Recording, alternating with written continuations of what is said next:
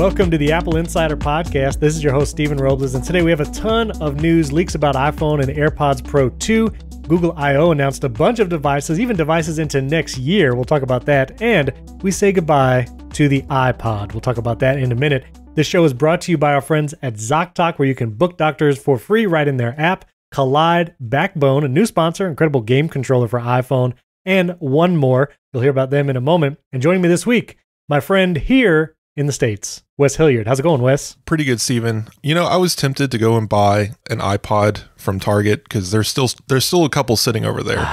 And then I realized it doesn't have Touch ID and I don't want to keep it in the box. I kind of wanted to like play with it, but no, I don't want that thing. It's terrible. Yeah, I actually did a little video just personally about the iPod because I still have my original iPod Touch and it still works. And well, we can't talk about this. We got to reminisce later, Wes, because that'll be the entire show if we started right here at the top. But we will get to reminiscing about our iPod experiences of the past. Let's first give some 5-star review shout-outs. Yas Connor from Great Britain, Joso from Hungary, international listener. Well, so is Great Britain, I guess, but Adrian Clark from Great Britain as well. Thank you guys for those 5-star ratings. We got a bunch of news too. Let's see. Real quick rumors and leaks first of all. iPhone 14, the display is supposedly going to be slightly larger. We saw that come through. And then what really hit the world by storm is Ming-Chi Kuo said the iPhone 15 will finally go to USB-C instead of Lightning. Now, this is Steven, a year away if it ever happens. You're telling me that you're not interested in finding out if the iPhone 14 has a 100th of a millimeter larger screen? That's really important. I mean, so basically, this was Ross Young. Ross Young, who's a display analyst, you know, he's been pretty credible. He said the screen from the 13 Pro, which is like 6.06 inches, will go to 6.12 inches. I mean, this is an imperceptible difference, Wes. I guess he got this from somewhere in the supply chain, again, because he's really close to this stuff, but also you could kind of figure it out with the diagrams and stuff that we've gotten so far. Yeah. But it doesn't really tell you what the bezel thickness is. There's just been a lot of like very strange, very small reports about this iPhone lately, and I don't know, because it's accelerated so that we've got more news, but none of it's very important. It's just like, and the iPhone will have a mute switch. Phone physical sizes just matters if you want to use your case from last year, which I recently discovered that, you know, my son, he got an iPhone 13, the green one, which looks very nice. I was trying to give him some of my old cases, and he was showing me the volume and sleep buttons don't match. Like it's a different. Yep, they move year to year, and the camera bump changes. So just go ahead and consider that if you buy something that fits around the rim of your device, it's not going to fit the next generation. That's just go ahead and deal with that ahead of time. So don't go out here and buy a $5,000 Gucci case for every iPhone that you get, unless you just have that kind of money. But yeah, you don't want to do that. Wait a minute, does Gucci make iPhone cases?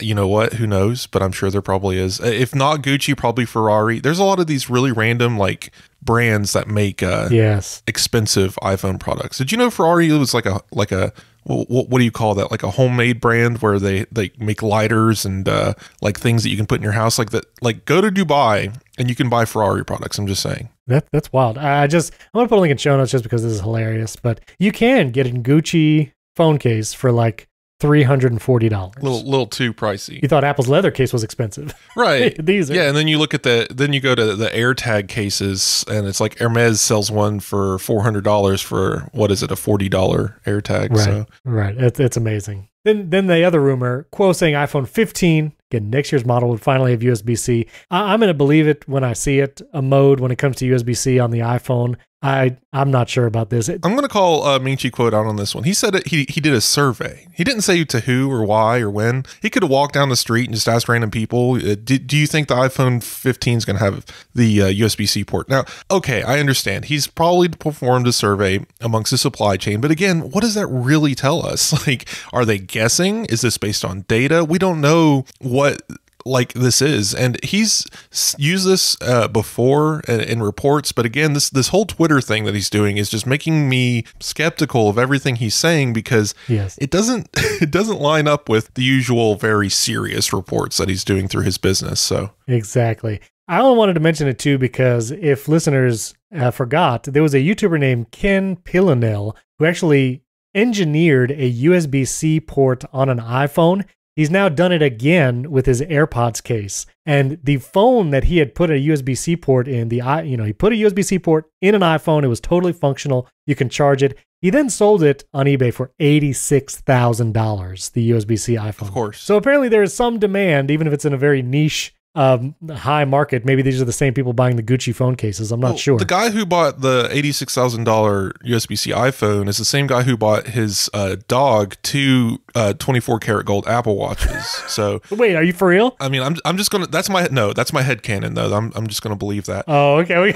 I would believe it if you told me someone bought their dog. That's the kind of thing we're dealing. Like, there's going to be 2 or 3 of those. So this guy should probably make 2 or 3 of these USB-C iPhones because it's a painful process. Yeah. And just go hide away. Exactly. I want to ask you though, the utility of this. So for me, I think I have one Lightning product left. The only choice I have is Lightning, and that's the AirPods Max. Right. I think everything else is either USB-C or wireless charging. I wonder if that's the same for you. Yeah, I think you are correct. I have a couple external batteries. We don't talk about the Apple TV remote. Oh yeah, Apple count. TV remote. Also the MagSafe battery pack. Right. I plug that in with you can't Lightning. wirelessly charge that. I always forget about that thing. Yeah, so I mean you can charge it. Well, you'd have to plug your iPhone into Lightning to then charge the battery pack. But yeah, you need Lightning for that. I think I'm whatever now. Yeah. I've been charging MagSafe on my iPhone since the 12. I charge MagSafe at night. I charge MagSafe pretty much everywhere. In the car, I'll still plug in Lightning just because there's not great MagSafe holders and chargers together. So I use the Belkin MagSafe mount and then I plug it in physically. But I could do MagSafe there too. I'm at the point where whatever. Although, now that you just said AirPods Max are one of the other few devices and the Apple TV remote, now I do want MagSafe charging or a kind of MagSafe charging on AirPods Max and the Apple TV remote, or some kind of Qi charger. Dude, if we could have a dock that just wirelessly charged the Apple TV remote, that'd be amazing. I would love that. Would you call it AirPower? No. Terrible. I do wonder, though, in audience, you can correct me, but I just wonder about how this matters in 2022. I mean, maybe a decade ago, it was kind of a conversation of, yeah, I don't want 40 different chargers in my house, and I agree with that. 2 or 3, sure, that's fine. But as a nerd, I have chargers everywhere, right? That's just me. I have charging stations and things. Things I've reviewed, they just spread out around the house. There's going to be, if you're in a room and the table's there's probably a charger on it of some kind. I guess it would make sense. It would be nice to have them all be the same for every device. But at the end of the day, it doesn't matter. I put my AirPods Max in the same place every day. So there's obviously a Lightning connector there, and then there's wireless pads everywhere. So I just wonder for the average consumer, and I know this, for non-nerds, it's a little bit different, but even for the average consumer, I wonder if it's the same situation. I'm guessing the only place that this complaint is really a serious thing to consider is maybe in the car or when packing a travel bag, having less complexity when trying to decide what you're bringing and how many chargers you need to have. That's true, but I just don't see this as much of an issue anymore, if it ever was. Yeah, traveling is the other one. I wish the MagSafe Duo or similar product that Apple would make used USB-C, only because when I travel, I really want to know I can use any of the few cables I'm bringing with anything. And I have to think about what USB-C to Lightning cables am I bringing and what USB-C to USB-C cables. Because I'm bringing all USB-C like charging blocks and bricks. So I want to make sure I have the right one. So that's the only thing there. But since now you've said the AirPods Max thing, that brings us to our next rumor, which is Mark Gurman in his Power On newsletter.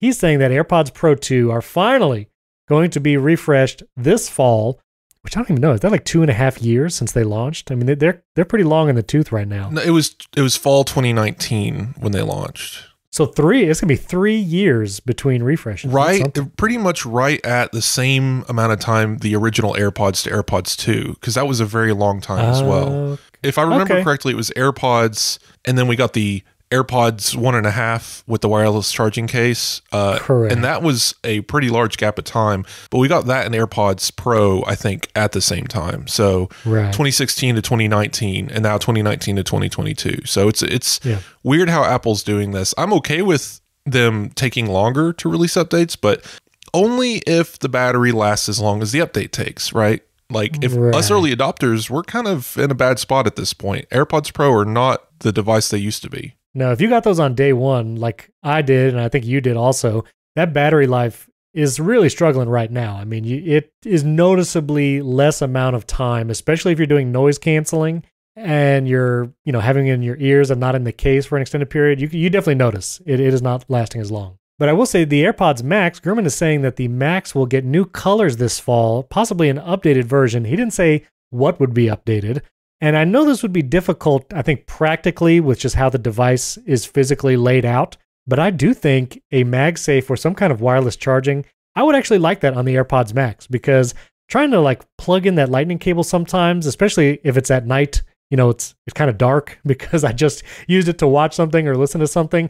Sometimes trying to find that lightning port on the AirPods Max can be a pain. I do think a wireless charging option would be great. And I'm also curious what features they would bring to it that would actually be an update besides that. If it's not wireless charging, what would a AirPods Max Gen 2 offer that the current one doesn't? Well, Steven, thinking from Apple's perspective, I don't think we're going to have an easy solution for AirPods Max charging, unless they go USB-C, which I guess I don't think they're going to do. Unless if the iPhone goes USB-C, I could see this happening eventually. Sure. But this next product, especially if it's releasing this fall, no. I don't see QI charging, just standard wireless charging for the AirPods Max either. No. Where would you lay it? Is it like earpad down? Would you take the earpad off? Would you flip it over on the aluminum side? Is that going to introduce, possibility of wearing off the paint because you're just laying it down on a surface over and over? If I'm Apple, I would make one of these bespoke stands and put the wireless charging in the headband. So when you put the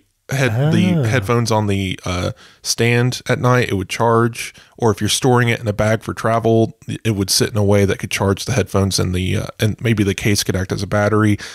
That's my go-to. But again, it doesn't solve the problem of I just want one charger to rule them all or to simplify the charging situation. I don't think you're ever going to simplify the AirPods Max charging situation except for USB-C, and we're nowhere near that going to happen. Well, we'll see. I mean, if those new ones are released this fall, are you going to upgrade? I mean, what feature would cause you to upgrade yours, Wes? It's tricky because, again, I don't know what they would change.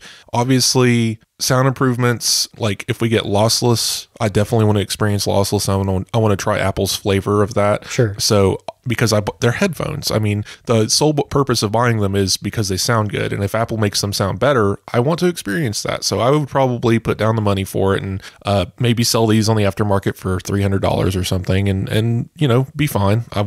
I wouldn't hate it. It's just, again, one of those things. I don't see this, color options. I'm not going to change just for a color. They're not going to change the port. If there's some really cool thing that it's like you need the new W3 chip or they put an M1 in these things, I don't know.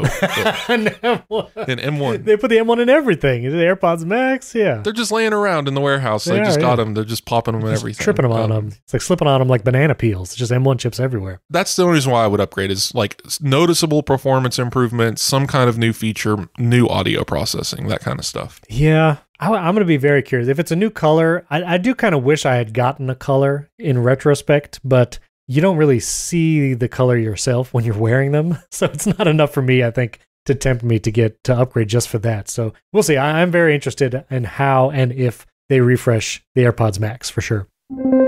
This episode is brought to you by Backbone that transforms your iPhone into a handheld gaming console. Listen, everybody's busy. And so a lot of us don't have time to just sit back and play our favorite video games, or maybe you don't even have a console to do it. Well, with Backbone, you can take the gaming world with you with just your iPhone, no matter where you are in the world. With Backbone, the universal gaming essential that lets you instantly play hundreds of console games on your iPhone with no console required. Backbone is the newest game-changing essential that transforms your iPhone into a handheld console so you can play anywhere, anytime. You simply plug in your iPhone to the Backbone and enjoy console-quality controls with responsive buttons and triggers, clickable analog sticks, and more as you play Xbox, PlayStation, PC, and App Store games. So I have a little bit of experience with video games, and I will say when I tried the Backbone controller, the buttons feel like those console quality controllers. They're all very clicky. It's great even just for playing simple games. I love Apple Arcade games, and so I use like Alto's Adventure and The Lost City. I almost got all 10 of those little logs to get that little twig character. Anyway, I've been using the Backbone controller for that, and it's a lot more fun being able to do it. You don't have to obstruct the screen with your fingers because you're using the controllers on either side. And if you don't own a console, it's no problem. You can stream hundreds of games like FIFA, Halo, Minecraft, and more through cloud gaming services like Xbox Game Pass, NVIDIA GeForce, and Google Stadia. And even if you already have a PlayStation or Xbox or PC, play games you own with Remote Play or the Steam Link app.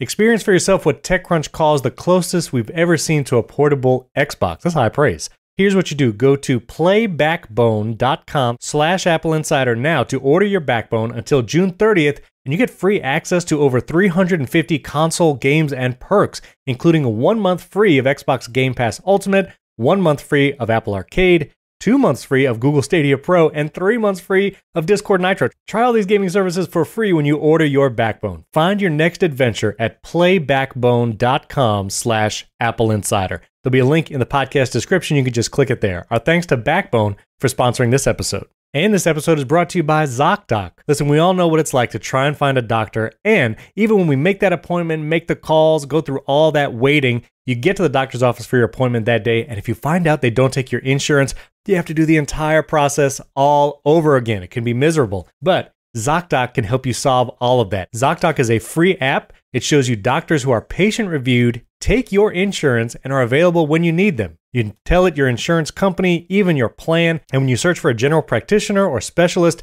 they'll show you doctors that take your insurance. You can also know what real humans think about these doctors with those patient reviews. You see it right in the app, so before you even walk into the doctor's office, you can have confidence you're seeing a good doctor. And when you go to ZocDoc.com, you can choose a time slot, whether you want to see a doctor in person or virtual. You can schedule that appointment right there online. You don't have to call anybody. You can find the doctor that's right for you, book an appointment that works with your schedule. Every month, millions of people use ZocDoc, and I'm one of them. I use ZocDoc. I've found general practitioners, specialists. It's my go-to whenever I need to find and book a doctor. In the chaotic world of healthcare, let ZocDoc be your trusted guide to find a quality doctor in a way that's surprisingly pain-free. With ZocDoc, you can get your docs in a row. Yes, that is a pun. Go to ZocDoc.com/AppleInsider and download the ZocDoc app for free and start your search for a top-rated doctor today. Many are available within 24 hours. That's ZocDoc.com/AppleInsider. ZocDoc.com/AppleInsider. That link is also in the podcast episode description. Our thanks to ZocDoc for sponsoring this episode. So I want to mention this. Eddie Q has actually said he's going to be focusing on more streaming and advertising revenue to up Apple's service revenue quarter, year over year, all that kind of stuff. And I found this interesting. Obviously Apple is doing a huge effort in Apple TV Plus, a ton of original content. There's these rumors that Apple might get NFL Sunday Ticket, which would be a massive sports play from Apple. And again, all these services, Fitness Plus improvements, all that kind of stuff. But what I thought was interesting about this is focusing on how they would make Apple TV Plus a higher revenue for the company. And you look at what other companies are doing.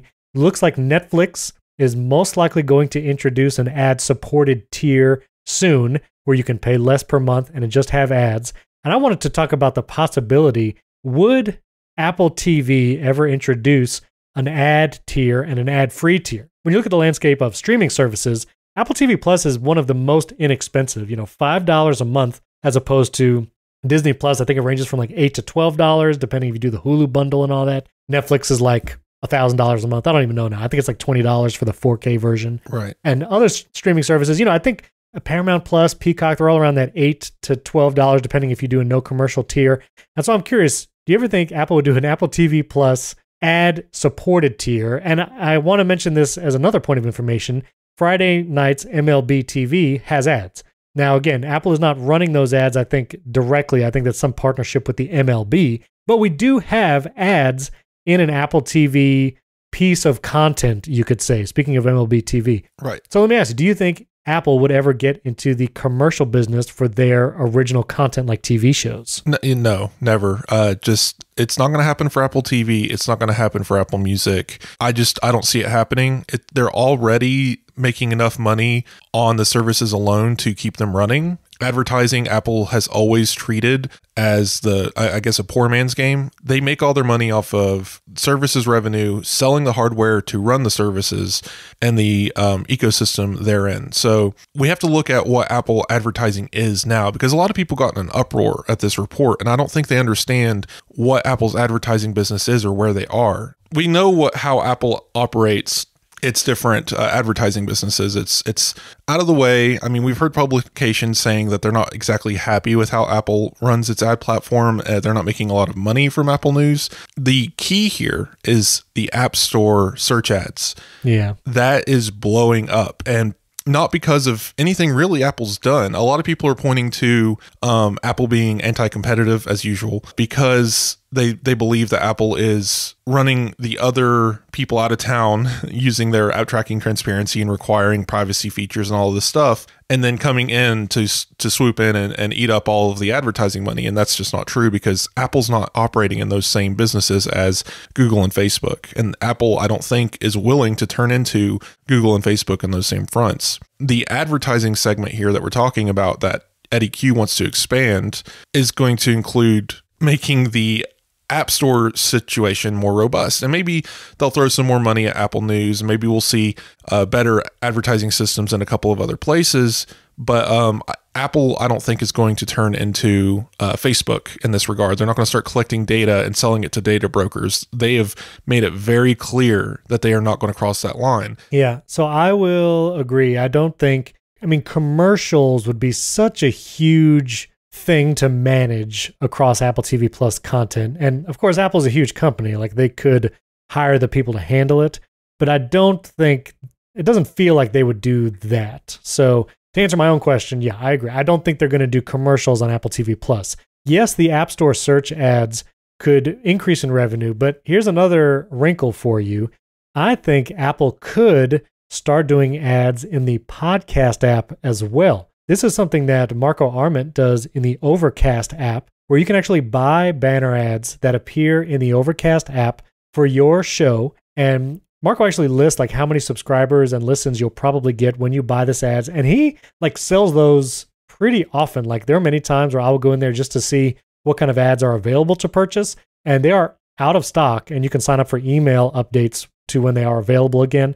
And so it seems to be pretty successful for Marco. But again, Overcast is a smallish app, especially compared to Apple Podcasts, which is still the biggest app for listening to podcasts in the world. More people use Apple Podcasts than any other app. And so if Apple actually offered a way, like they do to app developers, to podcast creators, to say, here is a way to get banners or some kind of ads for your show, which the Apple Podcast app has lots of places where they highlight other shows. I mean, you have the top charts, the Discover page. They could put those ads a lot of places that's not intrusive. Like, don't put it in the Now Playing card. Don't put it on that first tab, the Listen Now tab in the app. But ads for Apple Podcasts, I mean, I would probably jump on that for both this show and other shows. Like, I think that would be a great option. Again, I think they can expand. Like, don't take what I said before as they're never going to expand their advertising business. I think the difference here is while Apple might start getting into more advertising, I think they're going to handle it in a very Apple way. And again, look to DuckDuckGo for inspiration here. Apple's argument for advertising is that you can do it without collecting massive amounts of data, right, without violating people's privacy, and that is their goal. Podcasts, for example, would be perfect because people go there and expect ads. They expect ads in line with the podcast. They might expect to see it around the app, maybe in the search results or something like that. And that's where Apple can thrive. I think Apple would benefit greatly if they could have an advertising platform that they run, not one of these geolocated things that people insert into the mid feed into a podcast feed, right? They insert the ad at download, I think, is how it works, right, based on your IP address. And that's a little sketchy. Third-party companies doing it. I think Apple could really get into that and offer, say, no, don't go to the third party. Go to us, and we can make dynamic, really good geo-targeted ads that are private and secure and that people actually want to hear. And I like the idea of other podcasts advertising podcasts. Yeah. Advertising is essential to how our economy works. Like, how else would you hear about a business or a product? Like, I think there's a play here, and I think we should keep an eye on this because Google and Facebook have obviously proven that they're not exactly the best stewards for internet advertising, and that is the business. Like, we can't get away from advertising no matter how hard we try. It's in order for people to access the web freely and to get access to information, it has to be paid through eyeballs, right? And that's what advertising is. So I wonder if maybe in the future, if, again, maybe Apple makes a DuckDuckGo purchase or something like that. Maybe Apple gets into search, stuff like that. I think that there's a strong chance, like a strong argument for Apple to maybe get into this space and disrupt it in the way that they do. Maybe prove, put their money where their mouth is, because Apple does say, again, that advertising can be done economically. They can make money without all this data collection and all these privacy violations. And I'm curious to see if maybe they try to prove it true. Apple could also, I see this less likely. I really feel like the direct purchase ads like the App Store in podcasts is more feasible. But Apple could do the Anchor style ad where you can say, yes, I want ads on my show that are targeted and give me a cut of whatever revenue. Kind of like the YouTube model where you just say, monetize my video. Google finds ads that are applicable to your audience and you get a cut of that revenue. Apple could say, we will do a pre-roll ad on your show if you say you want to monetize your podcast, which would help smaller shows who may be too small to get actual sponsors, but you can get small pieces of revenue from advertisers kind of buying ads across an interest, whether it's like all tech podcasts or whatever. And you say, just monetize my podcast. You tell that to Apple, and Apple leverages the full library, access they have, and they know what you're interested in. I mean, that's why they can do you might like, or you might also be interested in the Apple Podcast app. So I wanted to bring up one thing because I just remembered. I don't know if you've noticed another form of advertising taking place on Apple devices that people freak out about, like getting a notification about a new album on Apple Music, or something's changed recently that was brought to my attention. I wonder if you've noticed. Do you use the radio function on Apple Music a lot? Never. Okay, see, I use it usually just be like, I want to listen to alternative music. So that's how you get that kind of experience. You just tell it alternative and it plays it. Apple has been inserting promos for like the Apple Music One, the radio show, into that thing. It's not it's not like advertising Clorox, right?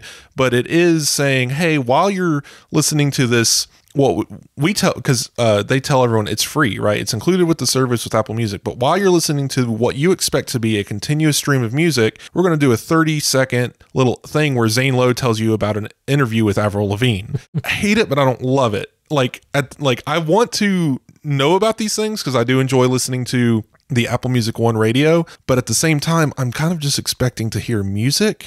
Right. This isn't Pandora, so I don't know. It's just an odd thing to me. I don't know.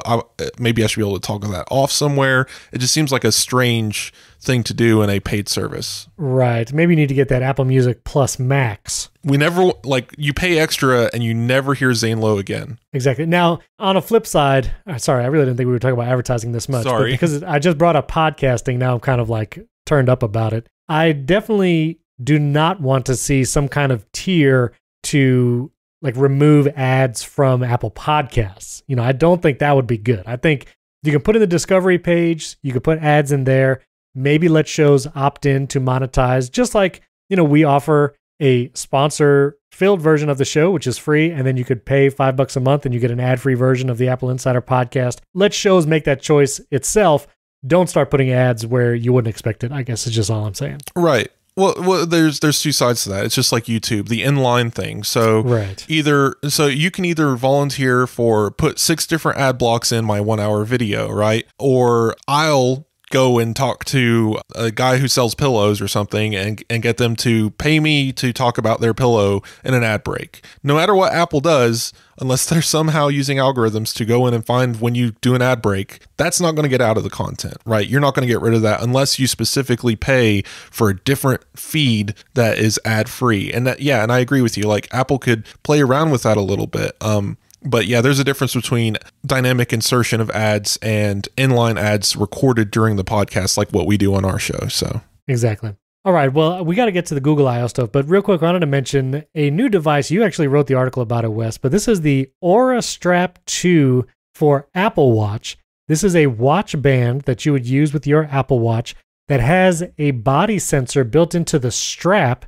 It does connect to Apple Health. But this thing is fascinating. It actually has these 2 sensors that face up and down. And so while you're wearing the Aura Strap Apple Watch band on your wrist, you can actually hold the palm of your opposite hand, touch the sensors on the bottom, and it creates a circuit because the wrist that you're wearing the watch on is one side, and then your palm touching the exterior of the sensors on the strap on the other side completes this circuit. And this Aura Strap 2 can actually measure things like body fat percentage, muscles, your water composition of your body, and other things.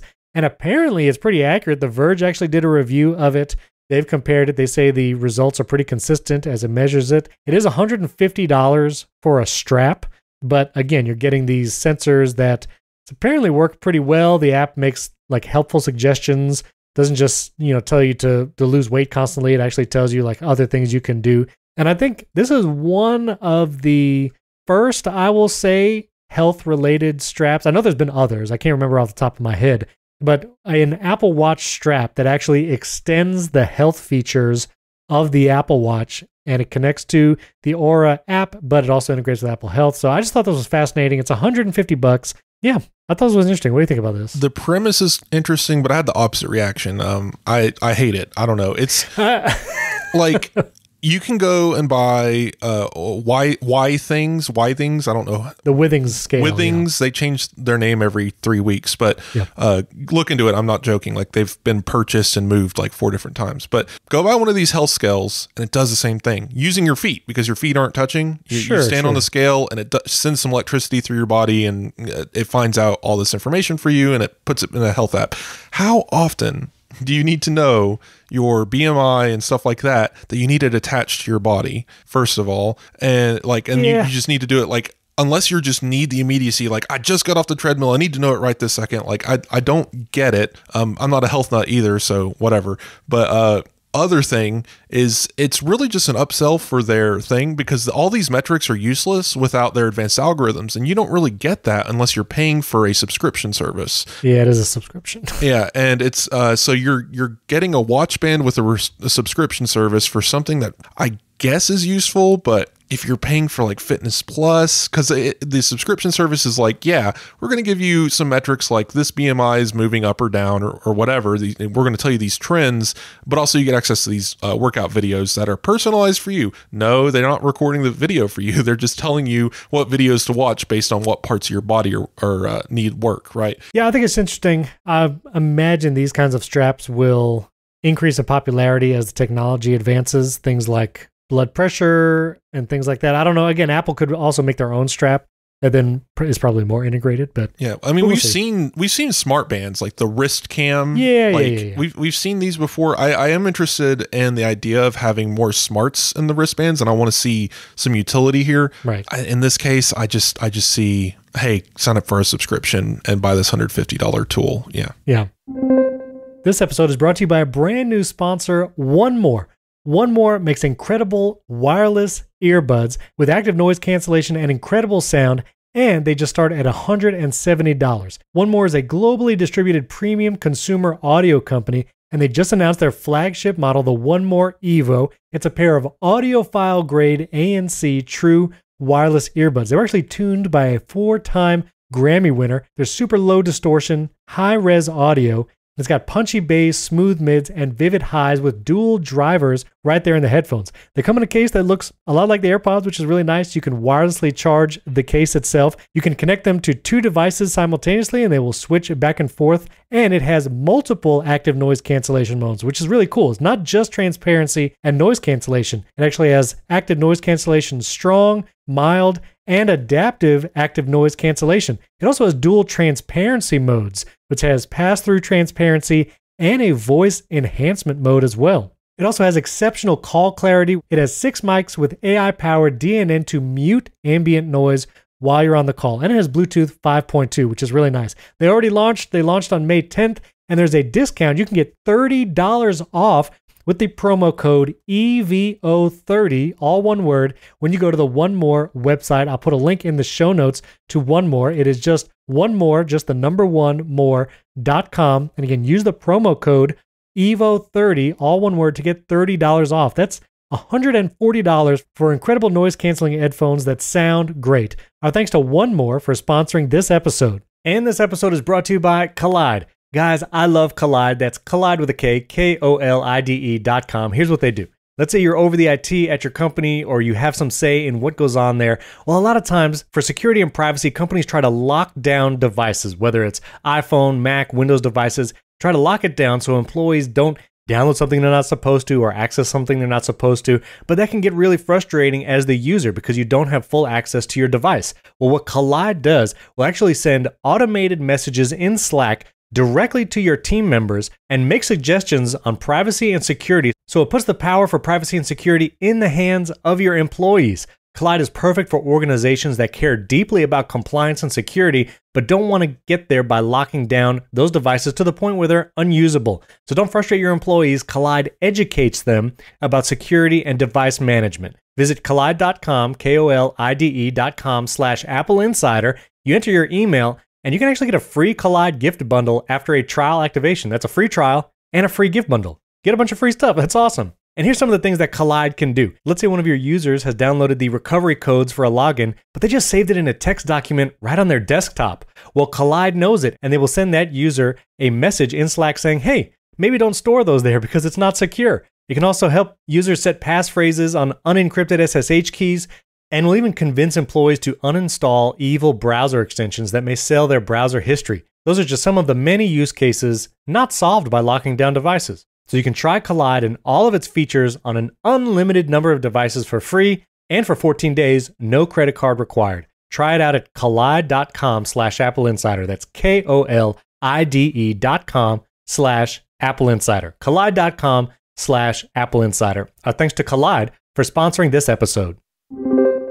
All right, we got to talk about Google I/O, their big developers conference. They talked about a bunch of software and AI things, but they also announced some hardware that's going to be available soon, then some in the fall, and some next year, and maybe even later. So we'll kind of break it up into those three different categories. But Google did announce the Pixel 6a, which is the entry-level Pixel, kind of to compete with the iPhone SE.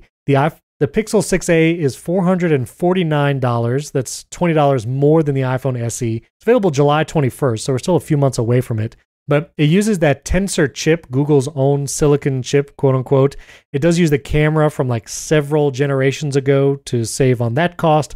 There is still the in-screen fingerprint sensor, which has had mixed reviews. But if you want a budget new Pixel phone that has that Google Tensor chip, the Pixel 6a there is for you. It has 5G and millimeter wave on some models and all that. And then also the Pixel Buds Pro, which are direct competitors. You mean the AirPods Pro? Well, Pixel Buds Pro, which cost $199, which undercuts the AirPods Pro by $50.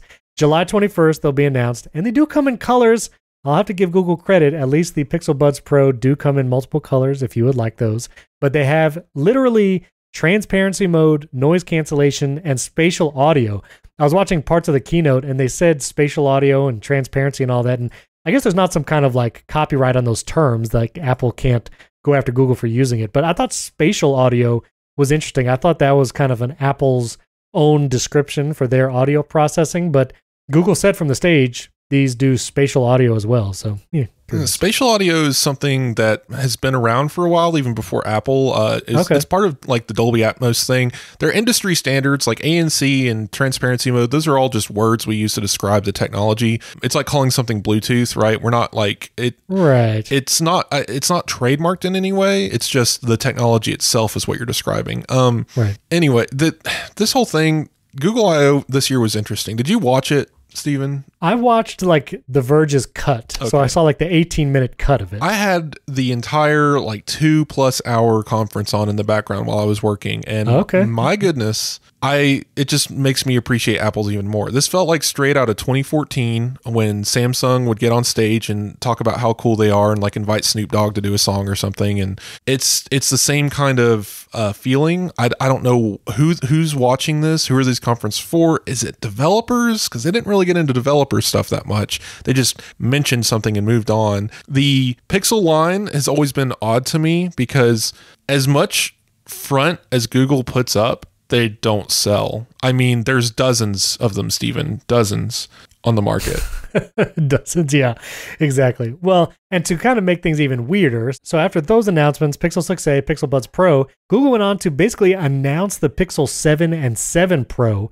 Google Pixel stuff is notoriously leaked super early. John Prosser has leaked this stuff like way early. And so they just announced it. They said this is coming in the fall, Pixel 7, Pixel 7 Pro. They didn't give a ton of details on it. They did show the back of it, which the camera on that bar on the Pixel 7 and 7 Pro basically looks like a pill shape and hole punch design, like exactly how the supposed iPhone 14 pill and hole punch will look. I thought that was kind of funny. Not much details there. I did think that the Pixel Watch, which was finally announced, it did match the renders that John Prosser put out there. It is a round-faced smartwatch running Android Wear. This is the first time Google has actually made a Pixel Watch, a watch directly from them. I will say we haven't seen a lot of the software. We don't know much about it. It was just more teased than announced, but it is coming this fall with the 7 and 7 Pro Pixels. And I will say, it looks nice. It looks cool from the renders and the images they saw, and it looks like a good round smartwatch. Be curious how apps will utilize that circle face as opposed to the round rec face that's on the Apple Watch, but looks cool. It's interesting. Google's introducing new features like emergency SOS and stuff like that to try and compete with Apple's systems, because obviously the life-saving parts of Apple Watch are what make it such a popular product, and I think Google wants some of that space.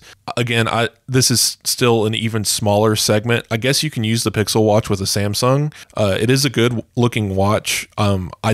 I still don't think round is the right interaction for digital interfaces, because everything is presented in squares, text, images. I just don't see a round interface being that great. Apple could do it at some point, but it's just not ideal, I think. Right. So even as good as it looks, I still think the square paradigm is the winner here. And I just don't know what the market is for this thing. I'm curious if Google's going to brag about it down the line, like how many they've sold, because again, the Pixel line, we're talking about 4 million in a year. We don't have real numbers. Google doesn't tell us, but we know it's probably at the bottom amongst flagships in terms of sales. People buy them. They are out there, and Google obviously keeps making them for a reason, but it's just such a weird niche when you could probably get a more customized version of Android for even cheaper in some cases if you go with Samsung. Like the Samsung, if I remember correctly, J20 line, J22, those are some of the best-selling smartphones on the planet, and they're $200. Yeah. And you get the full Android experience and decent battery life. And $449, like going back to the 6A, isn't bad for a smartphone, but then you look at the iPhone with the more secure Touch ID system and the Apple's system on a chip that's more powerful than anything Google's going to build. Right. I don't know. And then you look at the Pixel 7 and 7 Pro down the line. What like they don't gain anything by announcing it early, and they don't lose anything either, because the people who want to buy Pixels are going to buy everyone that comes out. That's their entire customer base. There isn't anyone curious on the sidelines thinking, maybe I'll wait for the 7 Pro. What's that company, that printer company that went out of business? They're not. Google isn't going to pull one of those where the Pixel's suddenly going to stop selling because everyone's waiting for the Pixel 7. Right. They're not selling enough in the first place for that to be a factor. So yeah, they can't cannibalize their own sales. Right. Basically, it doesn't matter. Yeah, and then the Pixel tablet. What'd you think of that? Okay, yeah. So that was the fall products, are the Pixel 7, 7 Pro, and Pixel Watch. And then Google was like, 2023, next year, we're going to release a Pixel tablet.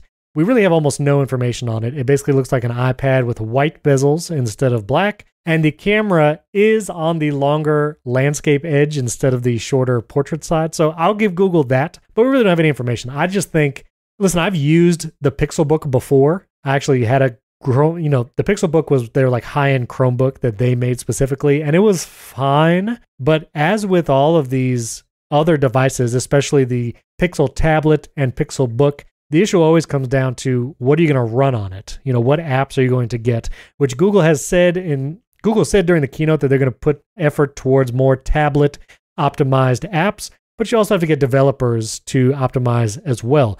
I've talked so much about Ferrite on iPad, and that is a result of a developer making something great for the tablet that, elevates the usefulness of that tablet. And so in order to do that for a Pixel tablet, you have to do the same thing. And I would be curious, what is the accessory ecosystem? Is there going to be like a Pixel Pencil and a Magic Keyboard style keyboard for it as well? So a lot of questions on it. It looks fine. It's a screen. It looks like a white label Samsung Galaxy Tab. It does look like and I mean, I could do an entire podcast on what's wrong with the tablet ecosystem in Android. And they did shine a light, a very, very rare light on the fact that Android does run on tablets during the Google I/O yesterday. They introduced innovative features like drag and drop and split screen apps. And just wild to me that they're still talking about like bringing bare minimum features. Like there's a new menu, like a icon bar at the bottom of the screen at all times showing apps and stuff like that. Basically, they've turned the tablet Android OS into Chrome OS, which why not? I mean, they're basically the same thing anyway. It's just I don't see any innovation here. Who's buying these things? I guess Google saw a spike in tablet sales again because of the pandemic, but it's a little too late to be throwing resources at such a neglected thing. I think the last time anything significant happened in the Android tablet space was 2013. And it just brings up the question of like, what's their plan here? What's their goals? Android is still kind of a weird ecosystem, kind of a mess. And Fuchsia never surfaced. If you guys pay attention to the Google side of things, there was a new ecosystem of a new software ecosystem Google was working on that was going to be more universal, work more across everything from phones to tablets to desktops, combines all the goodies of Chrome and all the goodies of Android into one thing, Fuchsia, Fusion, you get it. And it just never kind of came to be. And it seems that at this point that they've abandoned it and just reinforced Android from underneath. So I'm just curious. I like watching Google and see what they do. It keeps Apple's feet to the fire as far as innovation goes. But I expect a very different, much more exciting conference from Apple come WWDC. And we have one more thing here. They teased AR glasses. Yeah. So not Google Glass. This was not Google Glass, nothing like we've seen in the past. This was interesting. It was an augmented reality. I hesitate to say the word demo because it was really just kind of a video concept thing, but it was basically saying augmented reality, here's a use case. And it basically showed two people like talking across from a table, different languages, and saying that if you were wearing glasses that could show you things on the lenses, if someone was speaking another language across the table, that you could see the translation in text in your eyes using your glasses, or even sign language, which I thought this was really cool. If someone is signing American Sign Language or otherwise, it would actually be able to translate that into the glasses because the glasses are actually seeing what the person is signing. So, that's a really cool use case. All comes down to the actual execution. Can Google actually make physical glasses like this that look like they do? The concept video, they look just like normal glasses. And it's like, that would be a technological marvel to make it look just like normal glasses and be able to do all these things. So all comes down to, is this actually like vaporware, or could this actually exist one day? I think that this is we don't need another, iPhone versus Android war here. And inevitably, I'm sure there's going to be the usual tribalisms that go on. But AR is the next generation of smartphone, more or less. And I mean, we may be 5 years away from that really coalescing, but we need to remember that Android, they're going to be early. They're going to be the first ones to the pitch with actual glasses, I'm sure. Even if Apple teases it, I don't see them being first. No. And that's okay. And the Android ones, whatever comes out, I don't think it's really going to work well with iOS. So again, whatever camp you're in, this is where it's going to be. Android getting ahead of the game, showing some concepts, it's good for Apple too, because Apple gets to see what works, what doesn't, and how the market reacts. And it's going to mean a better future for all of us, because ultimately augmented reality that you can wear on your face, it's going to be a game changer, especially in terms of accessibility. Oh, yeah. Like imagine everything that it could mean, from language barriers to ability barriers to everything. Just as long as you have sight, you'll be able to take advantage of AR, and it'll be wild. Pretty amazing. I'm just excited for it, and I'm glad Google's getting ahead of the game here, teasing it, because we know Apple's not going to mention a word about whatever they're working on until like 2025. Right. And you just said as long as you have sight, and I do think there's even implications for using glasses like this that have a camera in them. Oh, absolutely. For things like accessibility, where if you're wearing AirPods and you have these glasses, that the AirPods could translate live what the glasses are seeing. It could tell you who's in front of you, who's talking, like facial recognition. You could have AirPods whispering to you what they're saying, stuff like that. Like there's a lot of ways that this could really help. especially in accessibility. And that's what I'm very excited about, because I like, as much fun as it sounds to, get Pokemon Go in your face, or like some kind of video game, and go grocery shopping and you see the prices floating in front of you. That's all well and good. But I think the social implications of this are wide reaching, and we haven't even begun to think about what it's going to do. For sure. So it was interesting. We'll see if Google is the first one to do it, or is it going to be Meta? We will see. But I will put links to all the Google I/O stuff in the show notes. But we have to get to the iPod, because this week Apple announced that the iPod is officially discontinued. The iPod Touch was the last iPod that was still being sold directly from Apple. You could have bought it new, but not anymore. They're basically all sold out now. And the iPod launched in 2001 and 2022, had a 21-year run, which is pretty good for a product cycle.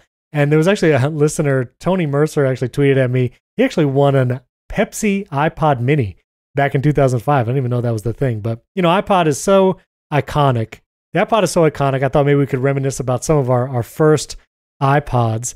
And I remember I didn't get super in on it. And I don't remember I think it was 2005. But the iPod with video was my very first iPod, which, to think the progression from the original iPod to even the iPod video just being 4-ish years later, that's a pretty fast progression, being able to watch videos on that little screen. But that was my first iPod. I really loved that thing. I think it was my first Apple product in general, actually. I had to sync it with my Dell desktop PC and use iTunes on Windows. But one of the things I loved doing on that was watching Lost. I watched the first 2 seasons of Lost on that little iPod video, doing a train commute, and that was a lot of fun. And then my next iPod was actually the original iPod Touch, because the iPhone came out in 2007.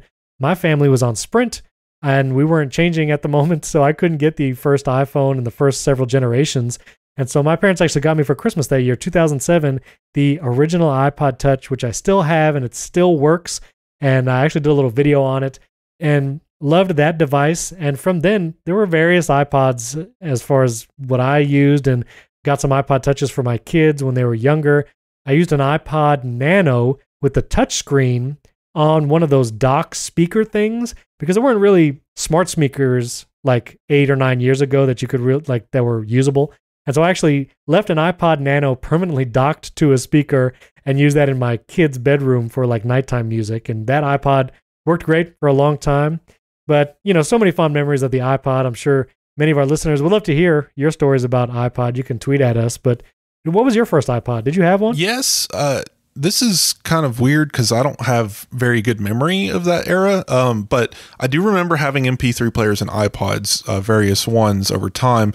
I can't exactly remember which was first, because I know I had an iPod video, and I had the Nano that was tall and skinny with a click wheel.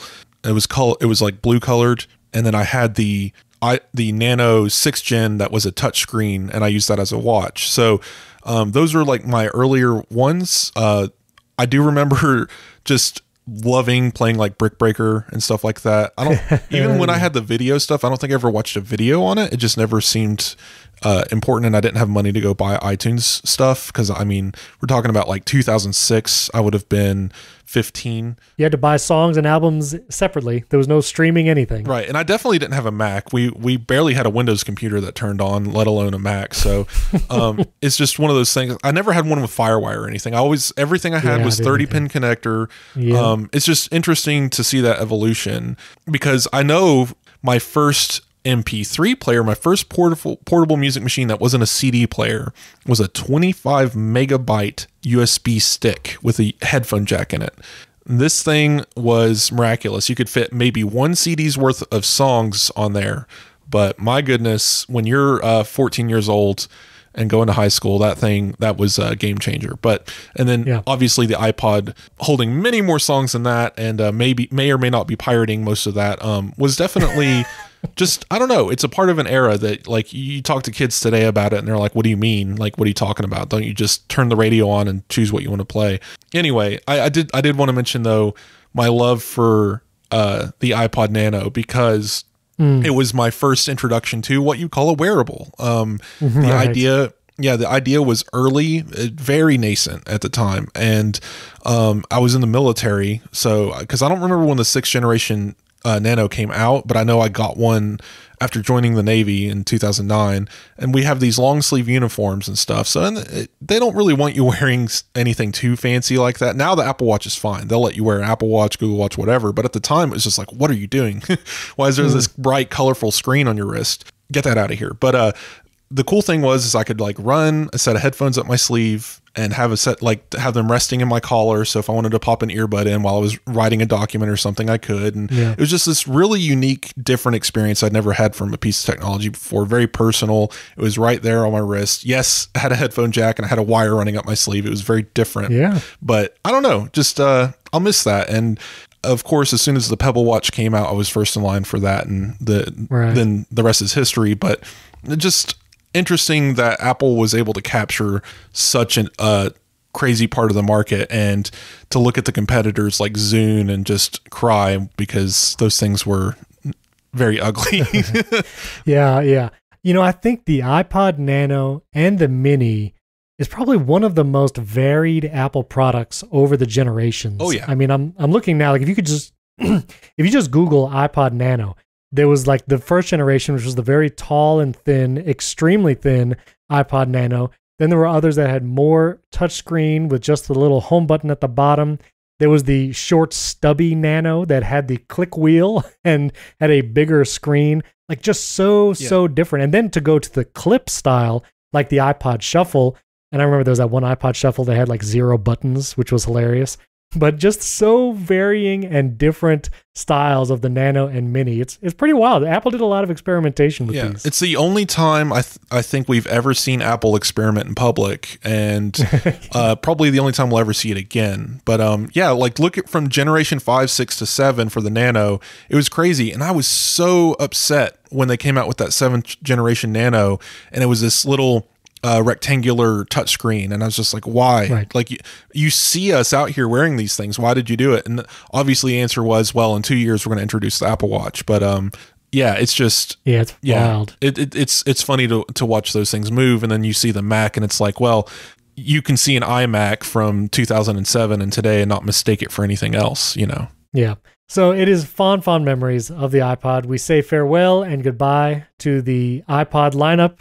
It is now part of the iPhone and iPad and all that kind of stuff. But I don't know, send pictures of your old iPods, listeners. If you have an old iPod, whatever it is, original, Nano, Mini, we'd love to see what our listeners have. And you can check out my video on the iPod Touch. It was one of my favorites. I have a question for you, Stephen, unless there's anything else you wanted to cover. No, go for it. Okay, so do you think that the iPod going away, is there a hole in Apple's lineup? Is there something there that should exist that needs to be replaced? No, I don't think so. I mean, the one use case I would say is for like a younger child that you don't want to have a whole iPad. I really feel like old phones, like old generation iPhones from relatives that they don't use anymore, has filled that niche. Like that's the Apple lineup. Yeah, and a pocketable computer device, but like you said, could be like an older iPhone or still the iPod because it still exists. I just hate that it doesn't have Touch ID. If they could have just done one more with a Touch ID button, I would have been so happy. But they just never gave us that. No, and I think the iPad Mini, while it is more expensive than the iPods, I do think it is that very portable, non-iPhone device that you could give to a child, even if you get a couple generations old iPad Mini. That could be the child device and does all the things that an iPod Touch would do. And my only argument here is I think there is space, no matter how niche it is, Apple has money to spare. They can spare this. I think there is space for a niche device that is dedicated to music. It could be a music player that's built so you have just a terabyte of storage that's just for lossless that you can carry with you and plug into your lossless playable AirPods Max, over a wire, because that market exists. People who want those experiences, a wired connection, high quality lossless audio, and a dedicated music device, that's totally a thing Apple could do. Sony does it with their Walkman series. I don't think Apple has any desire to do that, and that's kind of sad, obviously. I just think it could be a cool thing to maybe be the brains behind other devices, like a future HomePod maybe, and this would act as a screen for it you could remove and take with you. I don't know. It's just, the idea is there, but yeah, they'll leave it to like Sonos or somebody else to come up with it. Yeah.